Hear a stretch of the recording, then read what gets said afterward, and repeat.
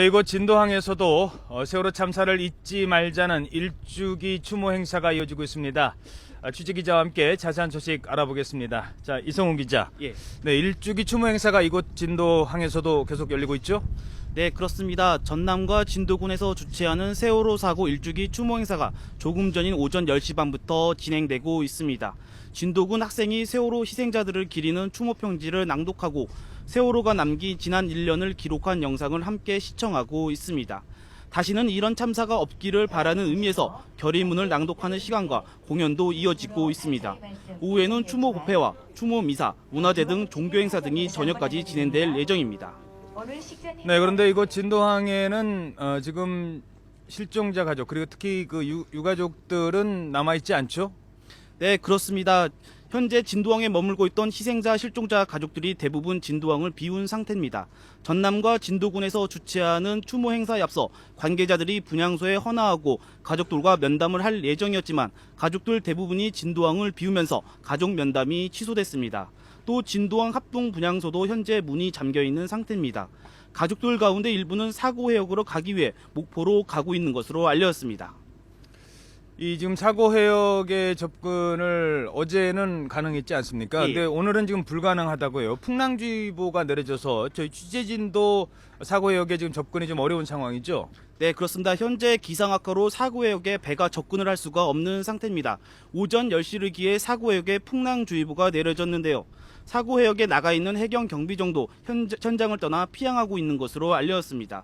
실종자 가족과 유가족들이 참사 일주기를 맞아 어선등을 타고 사고 해역에 나가려고 했지만 풍랑주의보로 출항 허가를 받지 못했습니다.